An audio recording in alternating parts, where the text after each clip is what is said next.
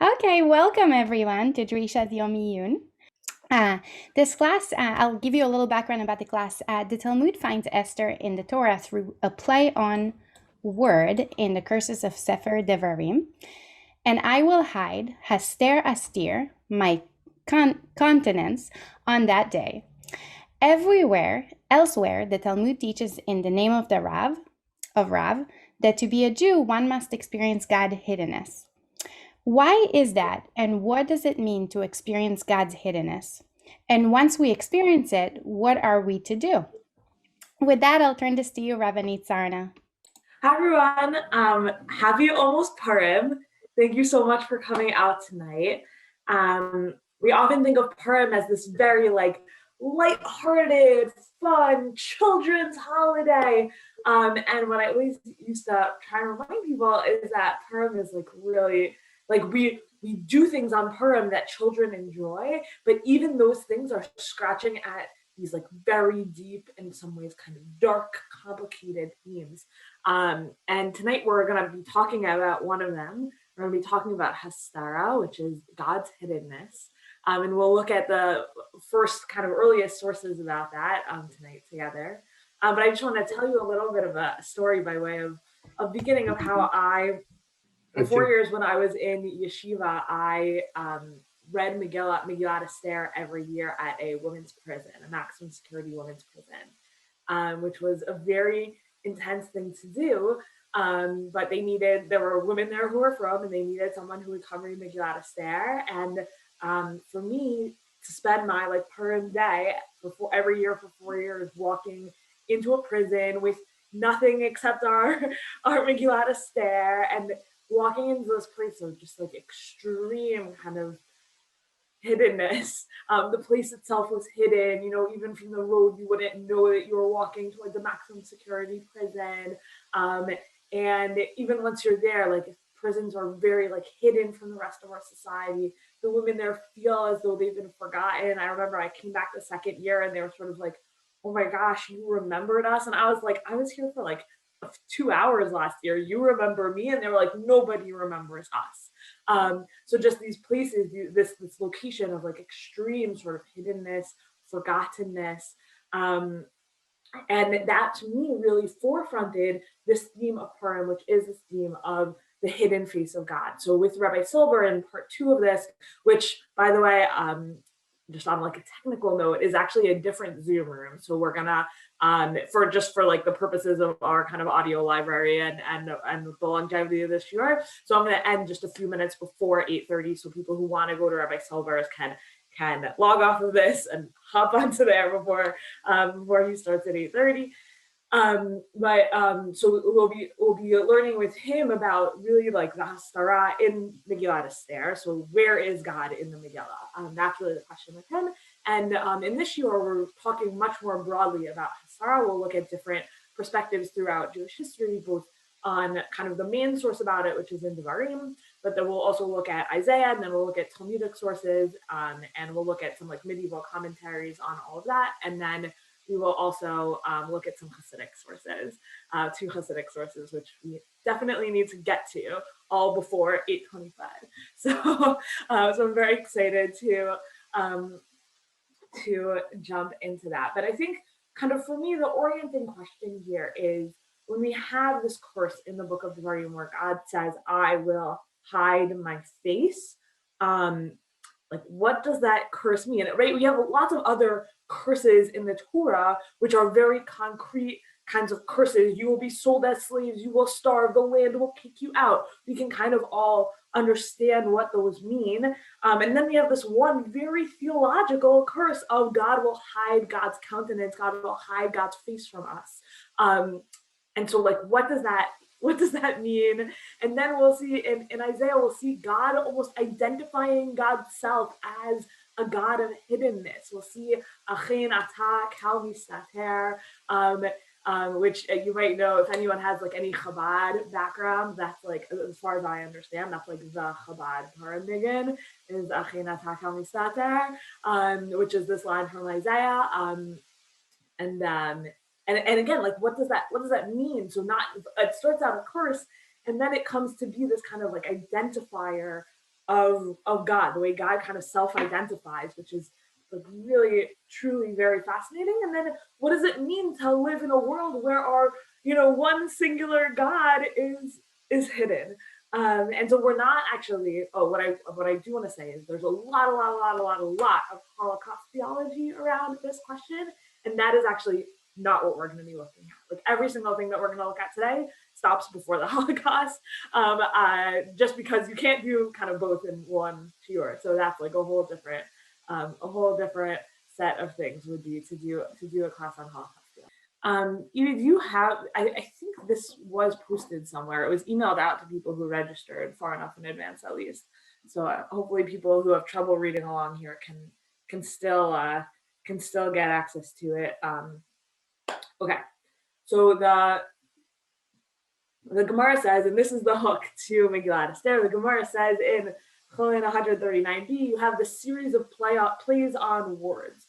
So you have the people of Papunya speaking to Rabbanit. And it almost sounds like either it's a joke, like either it's like Purim Torah, or like, who are these people? Like, we don't know very much about these people. Maybe they're like really not knowledgeable. Maybe they like really don't believe in things. Hard to know what's actually going on here, but you have, it's kind of fun to read it almost as like a play on words though. I mean, it's certainly a play on words, but almost as a joke, like what, but like the first question is Moshe min haTorah minayin, like where do we know about Moshe from the Torah, which is like a almost like ludicrous question because the Torah is full of Moshe, but it's sort of like, okay, before Moshe came around, where was Moshe kind of prophesied, let's say, in the Torah? So we have in Breshit Vav, V'shegehu basar, which means for that he is flesh, and then that's where like the years of people kind of get capped. Like, in the early days of Breshit, you have people living like 400 years or whatever, and then here at the end, okay, people are only going to live 120 years. But the B'Shagam and Moshe share the same gematria. So you have all the same letters except for the Hey and Moshe and the Bet and Gimel and B'Shagam, and those add up to 5 and Hey is 5. Cool. Okay. But then we get to Haman min haTorah minayin. Where do we know of Haman in the Torah? And the answer is Hamin ha'etz. And then from where do we find allusion to Haman? Have you eaten of the tree? It asks in the story of Breshit and the serpent and Adam and Eve. So we have Haman, Hamin ha'etz, right? That's a very kind of clear play. Esther min haTorah minayin. Where is Esther in the Torah? And this is where we're going. The response is Vanochi haster, astir, I will hide my countenance. And then we have Mordechai. So right, we have Moshe, and then we skip straight to the Purim story. So we just had Haman, Esther, and now we have Mordechai. Mordechai min haTorah minayin, Yechtiv mor deror, as it says, flowing myrrh, and we translate mor deror in the Targum as miradachia Mordechai. So that is where we find all of these Purim characters, all these characters in the Megillat Esther found in the Torah. But I want to zoom in on Esther. So here's where this curse comes in. It's not necessarily, it's in Parshat Vayelach. So this is like really right at the end, and Hashem is kind of like setting up Parshat Ha'azinu. So Hashem says to Moshe, you're going to lie down with you're going to lie with your fathers, you're gonna die. And these people, they're gonna get up and they're gonna go astray after the gods of the land. Asheru vashama bekirbo, va'azavani va'afer abriti asher karati ito. And they're going to forsake me, and they're going to break the covenant that they've made with me. The charapi bo bayom hahu, and my anger will flare up against them on that day. Ve'azav team, and I will abandon them. Ve'histarti fanai mehem, and I will hide my countenance from them. V'haya le'achol, and they will be ready prey. Umitzauhu ra'ot rabot v'tzarot, and they'll all these bad things will many bad things will find them, and troubles will befall them. Va'amar bayomahu halo al ki'in Elohai b'kirbi mitzuni hara'ud ha'ila. And then on that day they'll say, surely it's because our God is not in our midst that these evils have befallen us. Va'anochi haster astir bayomahu, and I will surely keep my face hidden on that day. Al kol ha'ra'ah asher asah, because of all the evil that they have done, because they have turned towards other gods. So when we want to ask, what is Hasterapanim? What is the hiddenness of God's face? The first place that we have to look is in the context in which it is first introduced as a concept, which is right here. And I think we really do get a pretty clear vision. Like, what is Hasterapanim? Hasterapanim is when you say, when V'amar Bayomahu happens, which is Halo al ki'in Elohai b'kirbi mitzuni hara'ud ha'ila. When you say, surely it is because our God is not in our midst that these evils have befallen us, then you are a person experiencing Hasterapanim. Meaning, I think it seems like from the verses that like when you experience Hasterapanim, you just know it. You know, like God is not with you, and that's why these bad things are happening to you. That is the experience of Hasterapanim. So as opposed to it being like, God literally has a face. You used to be able to see that face, and now you can no longer see that face. Like I think, sometimes the Torah does very comfortably use anthropomorphic language, but I actually don't think that's what's happening. It is obviously anthropomorphic language. God gives a whole has a face, all of that, very anthropomorphic. But I don't think I don't think it actually intends it literally here. I think it intends it as kind of an experience of the same way that when we sometimes it's helpful to think about God, or the relationship between humans and God, as the relationship between two humans. The Rambam writes about this actually, and in his Hilchot Tshuva, he talks about how it's really important to love other people because that's how we learn how to love God. And I think that that same kind of thing is kind of at play here, that using human interpersonal language helps us to give voice to the way we're experiencing our relationship with God. So the same way that if you were close to someone and then they hid their face from you, and like Gen Z language, we would say they ghosted you, or they stopped returning your calls, or they literally like turned around and walked away while you were talking to them. I think that's the experience of, we used to have a together, we used to have an us, and that brought good things, and that us is no longer here. I can't experience your presence, I can't experience your closeness. I think that's just kind of the pshat here of what's going on. But the way that it's been interpreted throughout time is a little bit more complex and varied than kind of that read that I want to put forward as just the pshat of the verses. So here's just one attempt at it, and we'll see others that are a little bit more complicated over time. But here's Rabbi Chaim Ibn Attar, the Or HaChaim. He's kind of the last person to make it onto the page in the standard Mikro Gedolo, and he's a really, really beautiful commentator on the Chumash. And he says, no, here's the pshat. Here's why this happens. Every bad thing that happens in the world corresponds to an avera, corresponds to a sin. Because God created suffering how I wrote this translation. I could probably look at it. They're administered in respect to sins. Just as you get reward, and that corresponds to good deeds. And therefore, someone who violates the entire Torah, or he does foreign worship, which is what the verses said, right? It's when you right? That's foreign worship. And that's when God will do this Hasterapanim. God will cover God's countenance, God's face. So he says, or when you do the Gemara says that Avodah Zarah is like equal in weight to the whole Torah. What exactly that means is very complicated. Also, the number of things that the Gemara says are equal in weight to the whole Torah kind of undermines that project, but he's taking it literally at least. So either you did every sin, or you did a Avodah Zarah, which is equal to every sin.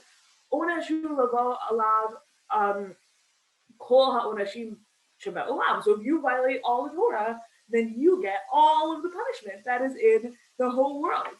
And so then what happens was that Hasterapanim, and that no wonder then that God hid his face from him. So there's two ways to read it. He actually leaves open an ambiguity, which I think is kind of fun and interesting, which is all of the Odesh in the whole world, all of the punishment that could ever be, is all that punishment that could ever be the Hasterapanim, meaning the Hasterapanim is the punishment of all punishments? Or is it like you're supposed to get every punishment that has ever existed, but God isn't going to do that for some reason? So therefore, God retracts and covers his countenance, or hides his countenance from us.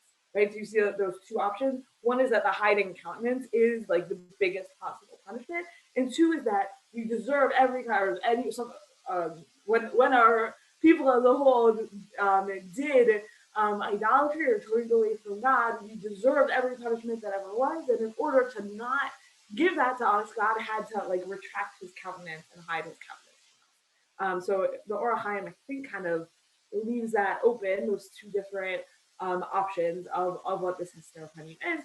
But what the Or HaChaim really says is like, the obvious thing is that this is everything corresponds to everything else, and that's a very specific kind of philosophy about like how mitzvot work that not everyone shares. By the way, it's really important to know. And he says, yeah, like, and this is how a Avera work. Like, you just do you violate all of the mitzvot, and like this is what happens. God hides his countenance from you. So what? And then he leaves open what exactly that the hiding of the countenance is. Is that in and of itself the punishment, or is that you deserve every punishment, so I'm going to retract instead of giving that to you? Okay, so that's just like one kind of beginning of a read of these sources. But before we go much further with that, I want to turn to Isaiah 45. This is an extremely complicated part of Isaiah, and it raises so many questions that they're just like not the point of what we're doing here today. So I'll flag just a few of them, which is like, first of all, like, what is Isaiah doing talking to Cyrus, and all sorts of things like that we're just kind of put to the side. But here we have, and just in general, like what's happening here is very complicated. I'm just going to take like one particular read, in part because like it's just not why I'm bringing it, but I'll just kind of summarize for you what happens here. So Hashem is talking through the mouthpiece of the prophet Isaiah to King Cyrus. So just a little bit of background on who King Cyrus was. King Cyrus was a Persian king, which is what also makes this exciting in the context of Hastara, in the context of Megillat Esther, is that King Cyrus is the predecessor of Ahasuerus. I guess that a little bit depends, maybe kind of depends on when you think the Megillah happened, vis-a-vis the return to Zion. But King Cyrus is the one who sets into motion the return to Zion after the first exile. And then Darius, who is his, let's say, grandson. This whole timeline is extremely confusing because also we have a midrash that says Darius is Esther's son, so that like sets the whole timeline spinning. But anyways, so the relationship between Cyrus and Darius is confusing, but Cyrus allows them to go back. Darius allows them to rebuild the temple, but you still have like the Persians have defeated the Babylonians, the Persians are now in charge, and they're part of this redemptive return process. So here you have God talking to Cyrus, and here and promising him, referring to Cyrus, by the way, as the anointed one. That confusion is very important, like within the context of this chapter, because what does it mean to call someone who's obviously a non-Jewish king the anointed one, as if he's like a member of the Davidic monarchy, right? That's like just another big question here to flag, right? But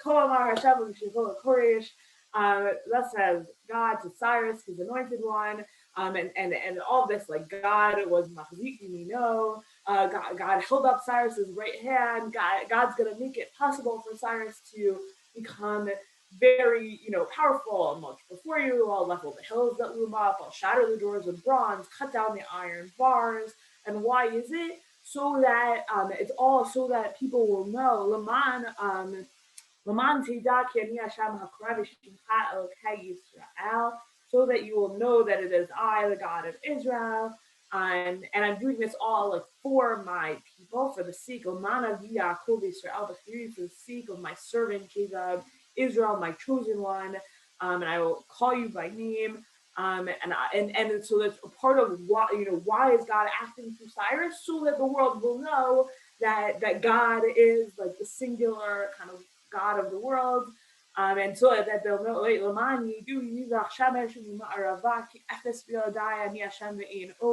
So that they'll know from the east to the west that there is none other than me. I am God. There is no God other than me. And this here is obviously the most famous verse in this parak. Yotzer or Choshech, Oseh Shalom Uvoreh Ra. Oops.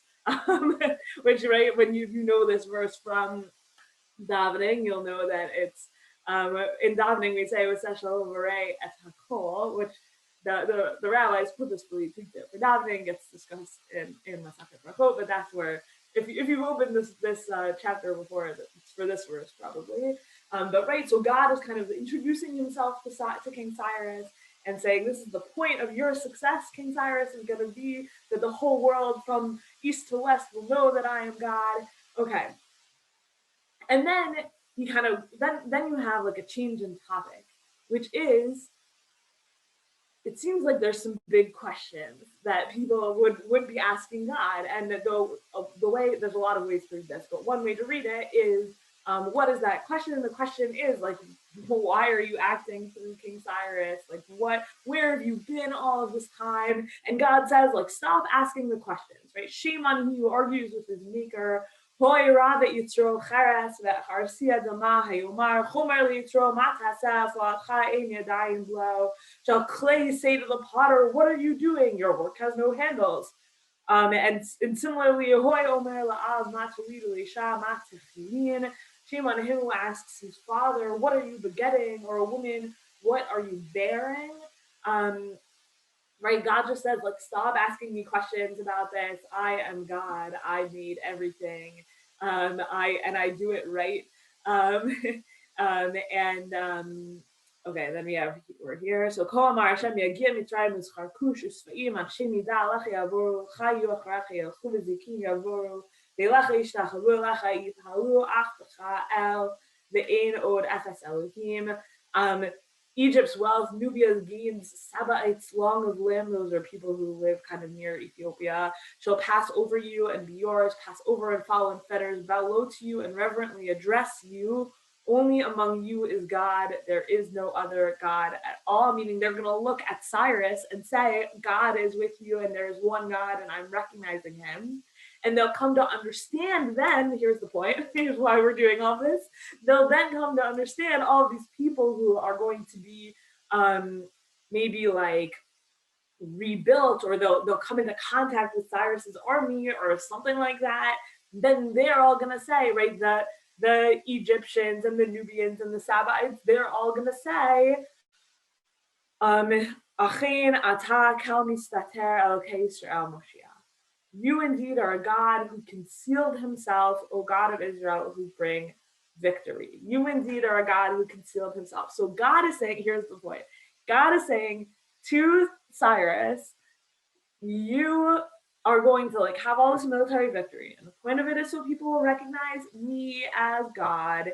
And when they do that, they're going to recognize me as Achen ata kel mistater. You indeed are a God who concealed himself, Elokei Yisrael Moshiach, and you bring victory to Israel. And then people are going to be really embarrassed that they ever worshipped idolatry. Again, this is clearly, I think, this is like biblical intertextuality, where you have, right, especially here with that immediate, you're a God who concealed God's self, and then immediately you turn to idol worshippers, right? Those who fabricate idols, all are shamed and disgraced. So right, that's so resonant to what happened in Deuteronomy. You have so here you have like this amazing thing happening, right? Where in Deuteronomy, God says, "You're gonna go worship idols. It's gonna be really bad for you. I'm gonna conceal my face from you on that day."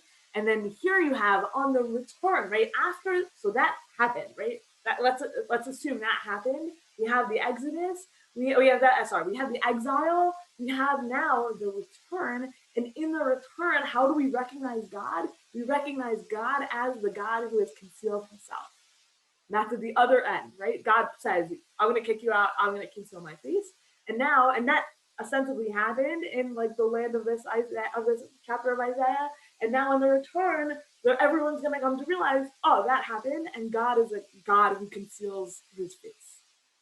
Just like in a really interesting moment where it's not just like, oh, hey, God, like you're back and you're the same God as before. Like, no, there's something really deep happening about God, like being seen as this God of concealment upon the return. So we have this moment with Ibn Ezra here. So Ibn Ezra on this just wants to make sure we understand that it's not just that God was nistar. It's not just that God was hidden. It's that God was nistater. He was the hitpael. He was concealed himself.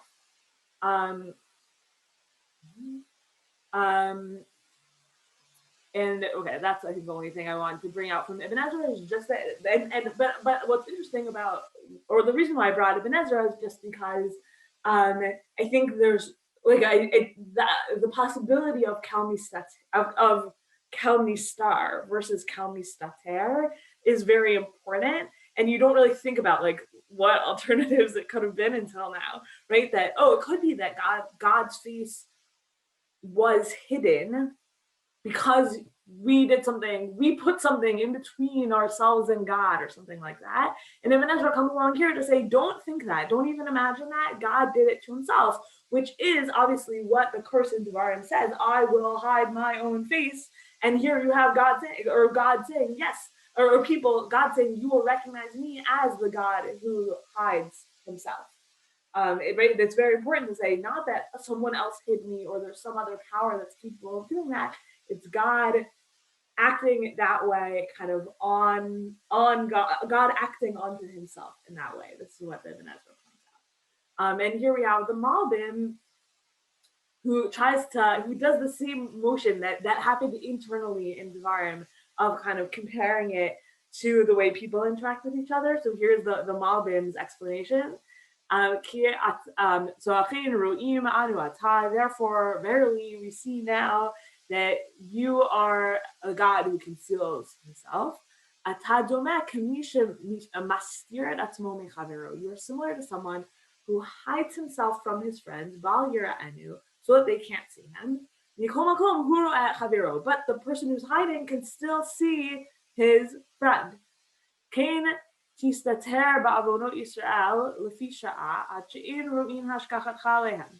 So God hides himself because of the sins of Israel, but just for a time.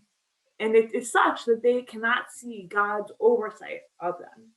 But actually, you see them, and you're overseeing them. If you're a Shir Hashirim person, if you're a Songs of Songs person, a Song of Songs person, then you know this language, right? That God is looking in between the cracks, in between the crevices. Because God is the God of Israel and their Savior also at this time. So just like, again, what is this hiding? It is a hiding that God did for God's self. And the Malbim kind of explains what would that look like, right? There's two kinds of hiding. There's the hiding where like I put you in a closet, and there's the hiding where you put yourself into a closet.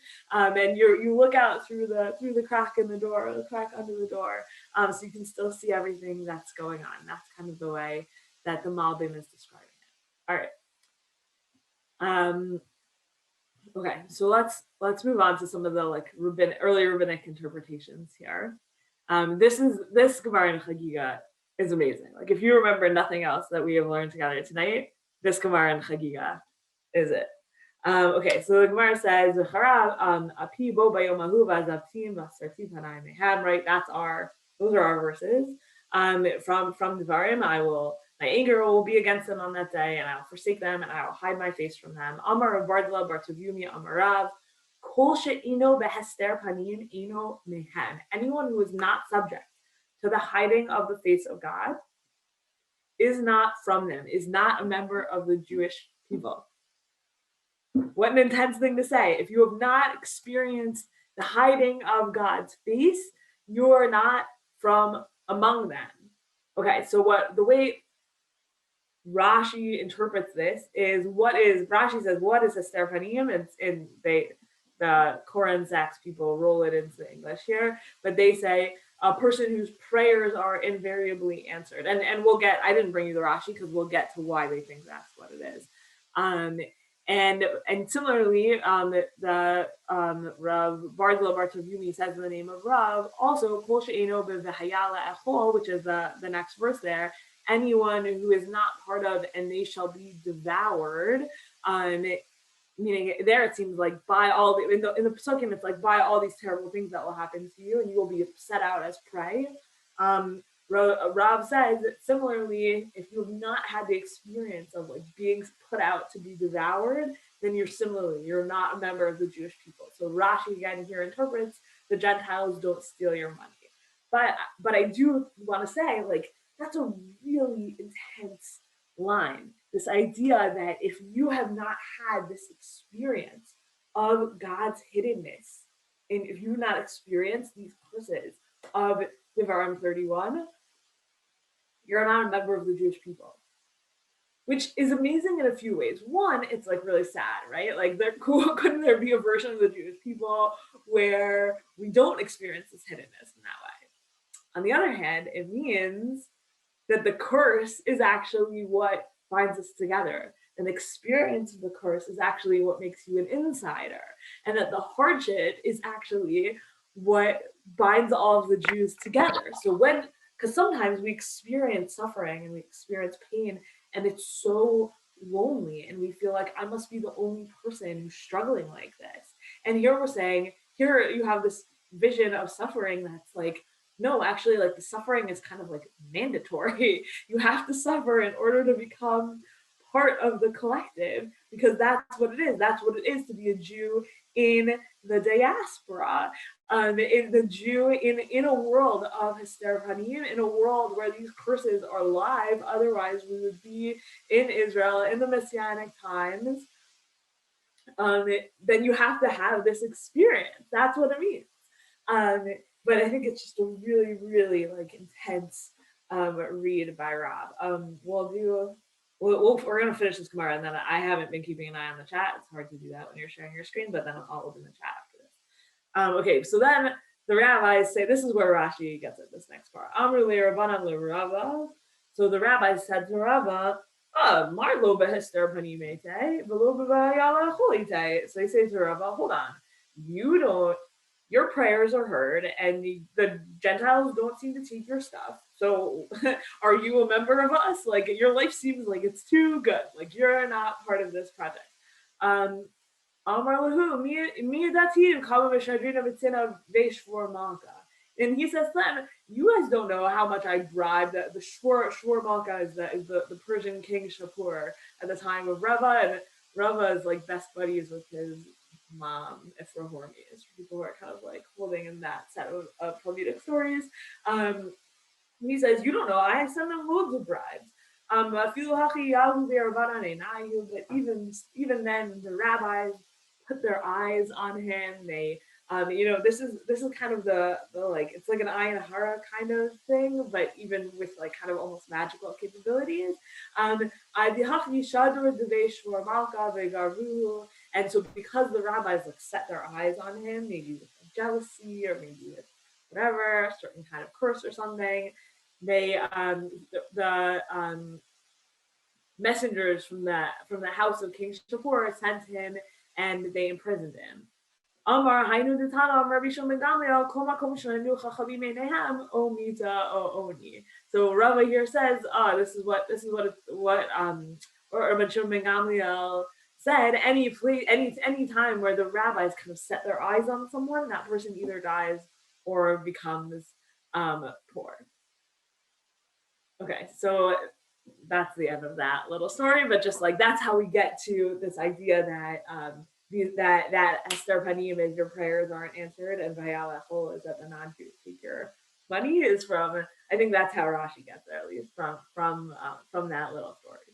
But I think that's like actually a quite narrow read of Rav compared to, I don't know, at least like I would love to read it kind of more broadly than just specifically like what is Hasterapanim, your prayers aren't answered, or if that's what it is, then the answering of prayers is something like a little bit more robust than like I prayed for a teddy bear and lo, God gave me a teddy bear. That would be another kind of resolution there.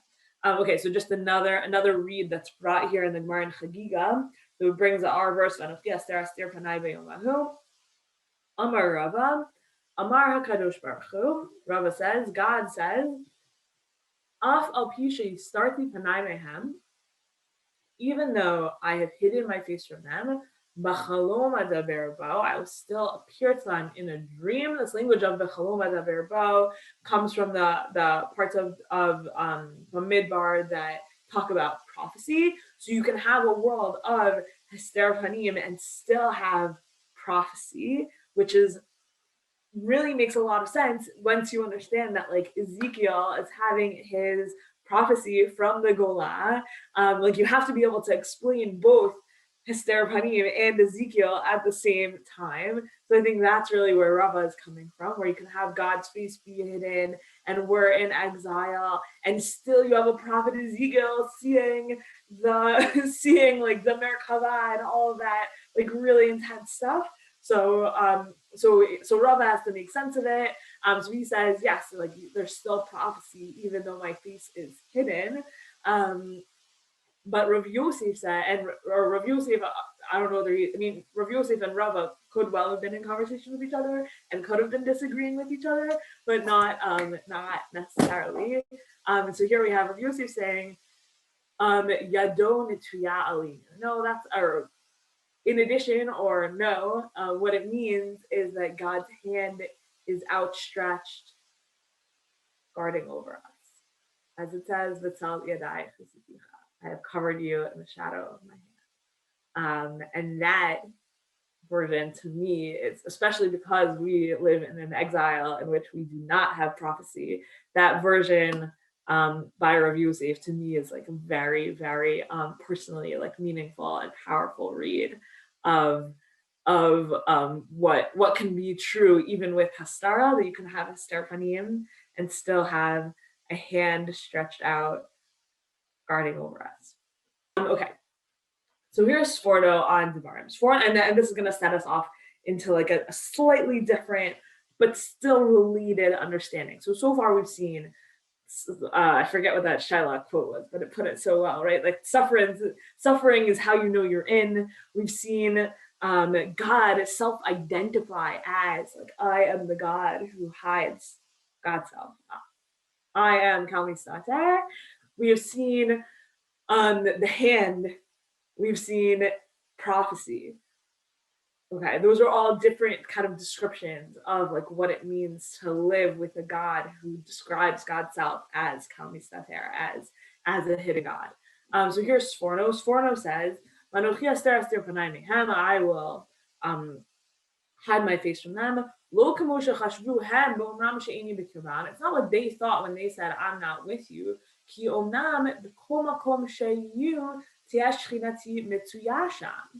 Because any place that they're going to be, my presence, my Shechina will go with them, as it says in Masachet Megillah, which is what we'll look at in a second.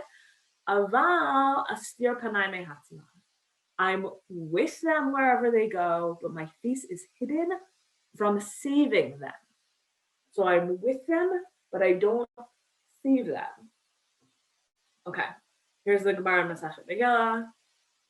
where this comes from. Tanya Rabbi Shimon bar Yochai Omer, Bo Ur'eh Kama Chavivim Yisrael Lifnei HaKadosh Baruch Hu. Come and see how beloved the Jewish people are before the Holy One. Shebekol makom shegalu shchina imahem, because every place that they went, every place that they were exiled to, the God's presence went with them. Galu Mitzrayim shchina imahem. They went down to Egypt, the presence went with them. We're going to skip the proof text here just to preserve some time. Galu leBavel shchina imahem. They were exiled to Bavel, and God's presence went with them. And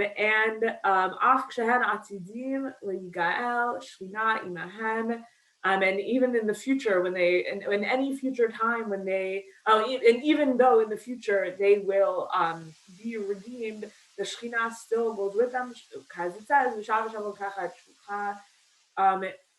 God will return with your captivity.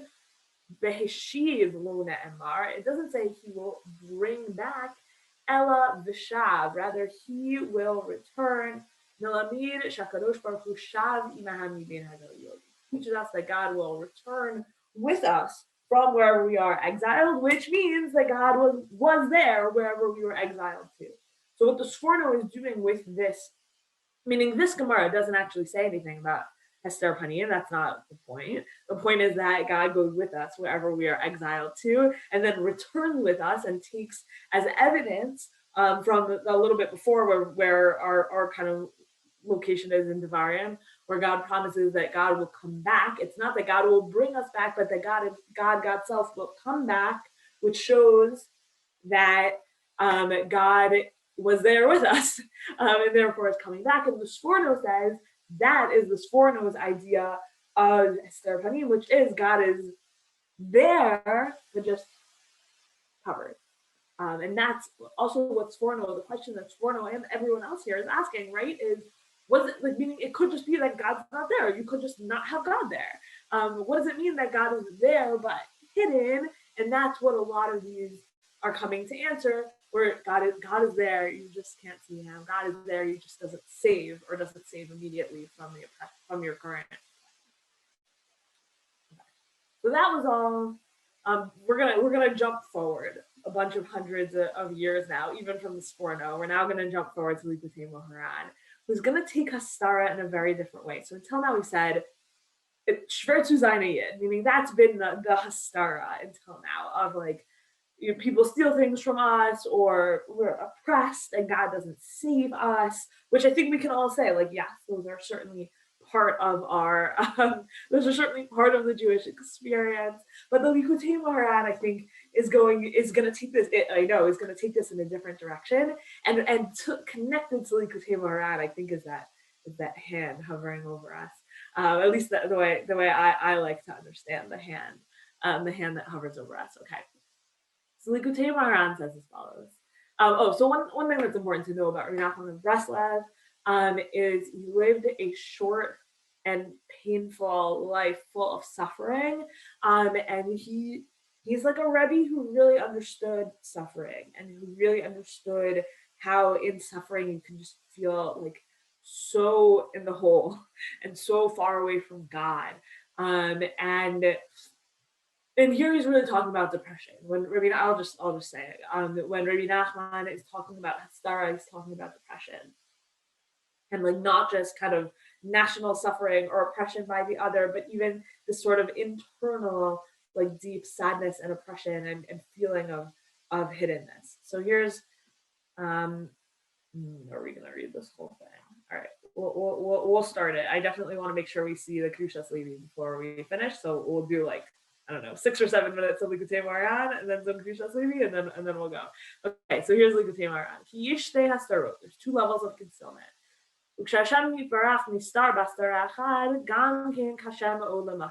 God is hidden in a single concealment, it's very hard to find him. When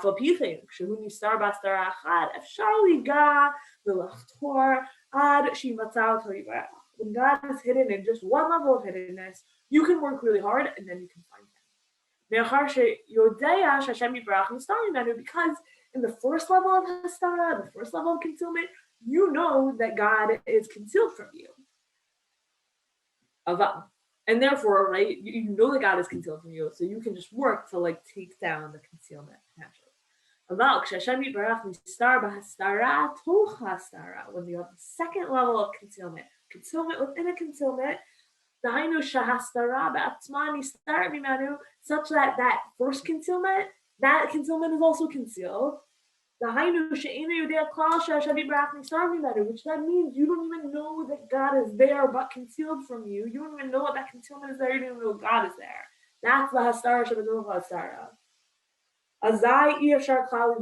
That's when you're really in trouble. That's when your hard work is not going to get you there. Because you're so far removed from God, you don't even know God is there but hidden. This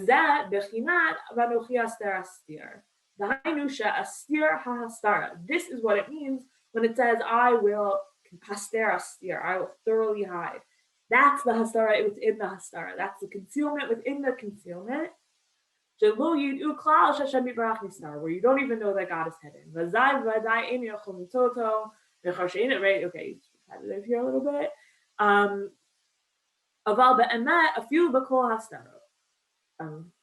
here, I just skipped the end of that paragraph. But the truth is, even within all of the levels of concealment,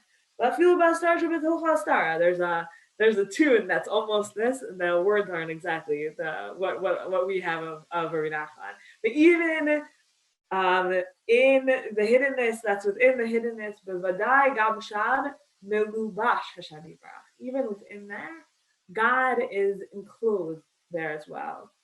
Ki bevadai ein shum davar shelo yeh bo chias Hashem Yisbarach. Because there is nothing that doesn't have, the way I like to translate chias is like a life force, spark. Someone said to me recently that one time I was teaching this text and someone said to me that Marie Kondo has done more for chias than anyone in a long time, because she talks about things sparking joy, and that's really like, inanimate objects in our lives sparking joy, and that's like a good way to get at what this concept of chias is, that you can find within everything the life force of God. Because if it didn't have the chias of God, then it wouldn't exist. God gives everything chias. God gives anything that exists has the life-giving force of God in it, and therefore anything that exists has God in it.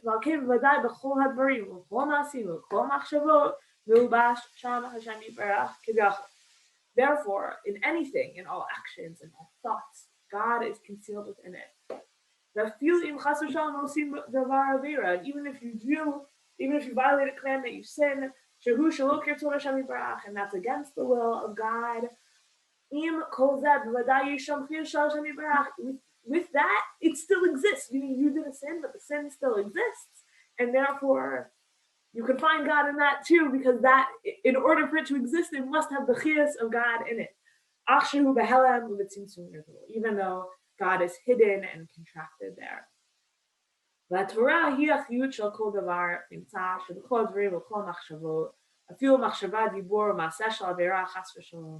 The Torah is a piece of what brings this life force into the world, and even when you violate it, even when you sin, it's still Yesham Gankin Labshut HaTorah. Even when you sin, there's still the Torah there, kind of hidden, clothed. Even though it's very concealed in an aspect of concealment. So what you have then is a way out.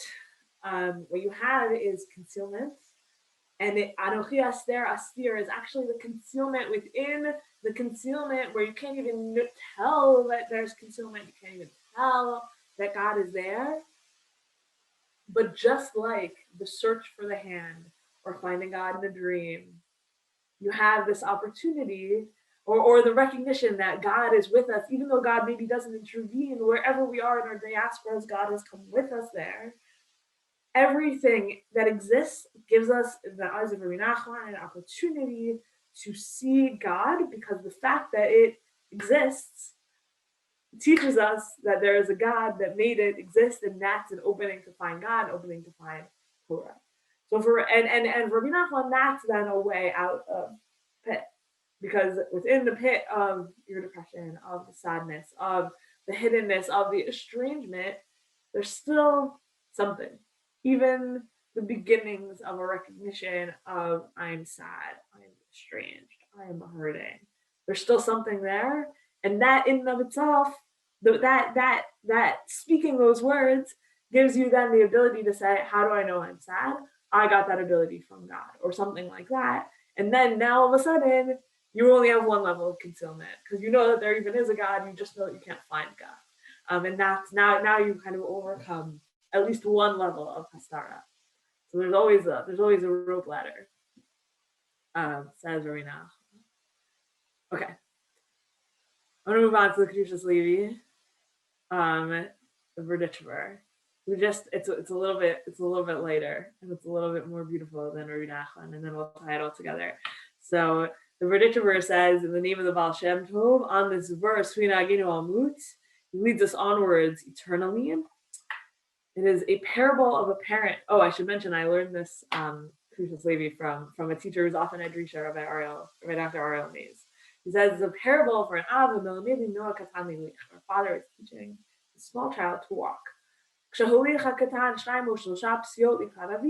child walks 2 or 3 steps towards the father, the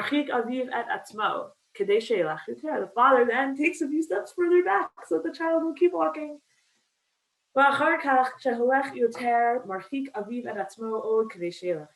Further and further.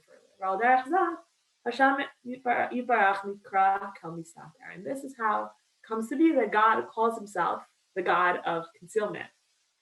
When a tzaddik serves God, he'll always say, I haven't reached it yet. I'm not there. And I'm so far from God. And the reason why tzaddik feels that way is so that tzaddik will come closer. And this is what it means, leads us onwards eternally.